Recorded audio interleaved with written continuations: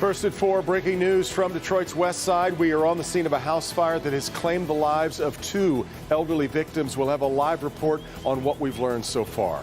Here's Ben.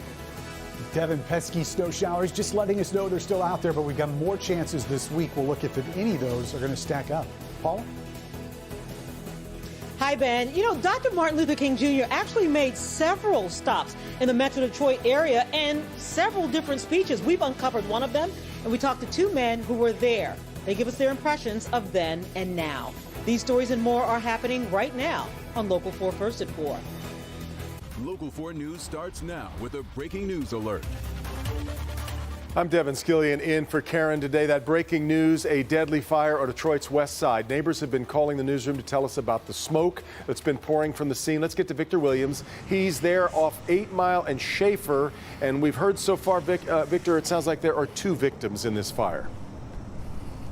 Yes, that's right, Devin. 2 victims in this fire, and we've been told just moments ago that this was an elderly couple. Take a look right behind me at the intersection of Tracy and Norfolk. You can see the flames and the smoke stains right on that home right over there. Notice all those smoke stains are in the back, and that's because that's exactly where they found the couple. Take a look at this cell phone video shot by a neighbor that shows all the smoke as the firefighters tried to extinguish the flames. We're told that one person was 78 years old while the other was in their 60s. Both had disabilities. One was bedridden and the other one had to use a walker to get around. Fire officials are still trying to get to the bottom of what started the fire, though we're told that there were multiple oxygen tanks that exploded inside. Investigators believe this happened as a result of the home going up in a blaze. As of right now, they do not believe that it had to do anything with the flames initially breaking out. Now, Fire Chief Martin Parker says his crews did everything they could to save the couple, arriving about 4 minutes after the fire was called in. But by the time they made it to the home, it was too late. Upon arriving on the scene, the house, the back section where the individuals were found was fully involved, so there was no way we could have rescued. The guys tried. We went in and made a fast attack. 2 lines going in.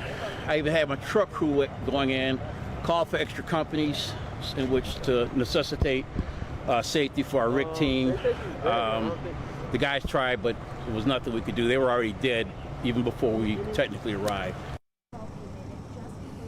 And this is such a heartbreaking story, but we are going to stay right on top of it. As soon as police and fire officials release the cause of the fire, we'll, of course, keep everyone updated. Victor Williams, Local 4. All right, Victor, we'll see you again back here at 5. Now let's move to the U.S. Capitol. Signs of tension just about everywhere 2 days before President-elect Joe Biden's inauguration. In fact, the U.S. Capitol was briefly on lockdown a few hours ago after a nearby fire raised concerns. Turns out it was a fire at a camp of homeless people, was not a real threat. But the reaction just shows you how on edge the Capitol is right now. Let's get to Kimberly Gill in the newsroom as we count down to the transition of power. KG? Hey, Devin, good afternoon to you. From the U.S. Capitol to state capitals, really across the country, we are a nation on edge and on the lookout for any signs of trouble. But so far, no major problems to report. But there are still 44 hours until Joe Biden takes the oath of office. 15,000 troops are already in Washington, D.C., with another 10,000 on the way. The massive show of force is to discourage any kind of repeat of the attack on the Capitol we saw back on January 6th. Inauguration rehearsals are underway after being postponed over the weekend. Meanwhile, the Associated Press reports the FBI and Secret Service are doing background checks on all the Guard members to rule out any possible security risks. Vice President-elect Kamala Harris has officially resigned her California Senate seat. She served in the U.S. Senate for 4 years. California Governor Gavin Newsom has already submitted the appointment of Alex Padilla to replace Harris. He was California's Secretary of State. President Trump is keeping a low profile on his final days in office, but a large moving truck was seen at his Mar-a-Lago club in Palm Beach, Florida. Security teams were keeping a close eye as the trucks were unpacked. The soon-to-be former president is expected to fly to Florida Wednesday morning, as he will not attend the inauguration. And we're also waiting to see if President Trump will grant any more pardons. Sources say there was a meeting at the White House this weekend to go over a list of about 100 pardons and commutations. That list is expected to include white-collar criminals, high-profile rappers, but not the president himself. We'll let you know if that changes and any new developments. Devin, until then, we'll send it back to you. You got it, Kim. We'll see you at 5 o'clock. Yep. Well, with the inauguration just days away, the president-elect Joe Biden spending Martin Luther King Jr. Day volunteering. The president-elect and the future First Lady both arrived at a Feeding America event called Philabundance in Philadelphia. Vice President-elect Kamala Harris and her husband also doing public service, rolling backs with fresh produce at a charity event, baskets rather, with fresh produce at a charity event in Washington, D.C. Now, on this Martin Luther King Jr. Day of service, many will remember that Detroit was the rehearsal for King's I Have a Dream speech. Perhaps less known about two visits Dr. King made to Michigan State University in the 1960s. Paula Tutman spoke to two people who remember his message very well about the social justice climate then and now. At Michigan State University, it was literally Martin Luther King Jr. Day, February 11th, 1965, when King made a visit to campus.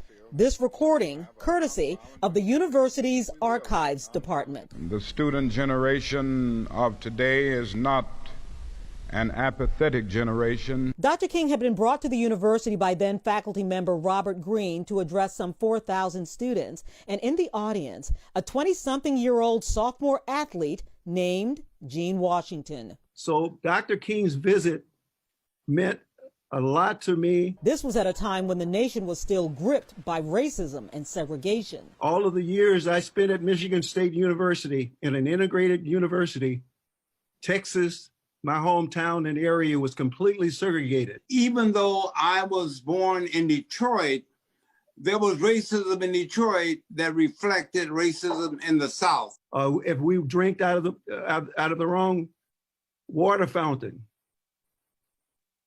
the white population, the white citizens made it a point to partner with the police to make sure that we observe the laws. Dr. King spoke passionately about achieving a world brotherhood perspective. Wherever men are assembled, the cry is always the same: we want to be free.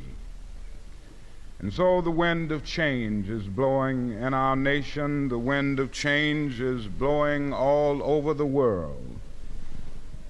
It is sweeping away an old and unjust order. And both Dr. Robert Greene, now 87, and Gene Washington, now 76, some 55 years later, believe that much of what King spoke about that day at MSU in that speech, those things are still being fought for today. He taught us not to be afraid, not to be fearful, fight in a nonviolent way the segregationist practices of America. The fight for freedom must go on and on and on.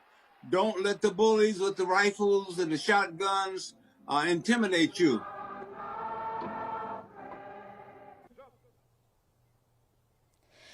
You know, I had no idea that this speech had even taken place or even existed. Thanks to attorney Greg Reed for giving me the alert for this, Devin. I don't know about you, but you can imagine for the people who were sitting there listening to this speech on brotherhood and ending segregation and coming together, how painful today's events must be for them.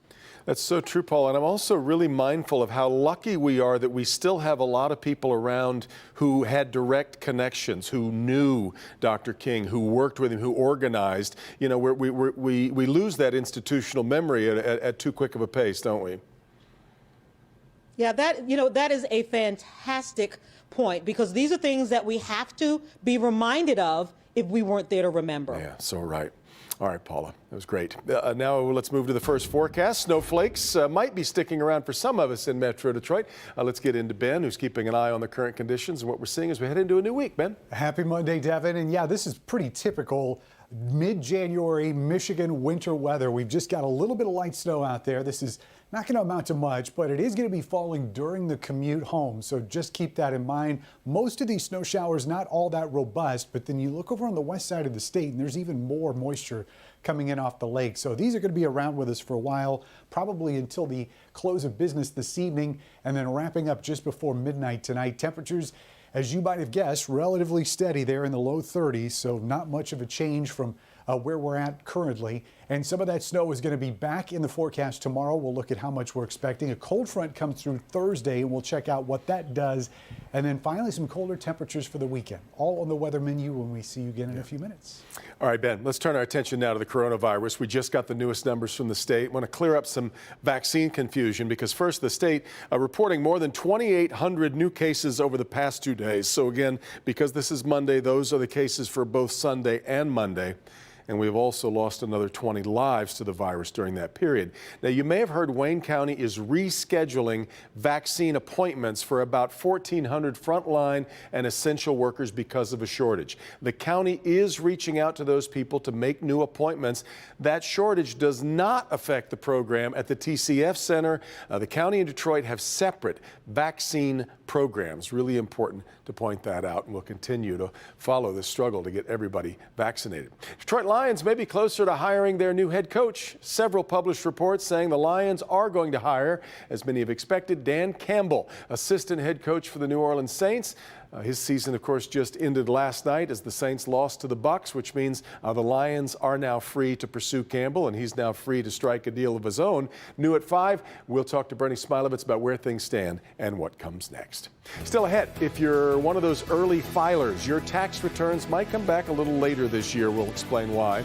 Also, a rescue drama playing out after an explosion in a gold mine. We'll talk about the signs of life and what comes next. And first, he was poisoned. Now he's under arrest. The world watching this drama playing out in Russia. Officials there have a defiant message to criticism from the U.S. We'll be right back.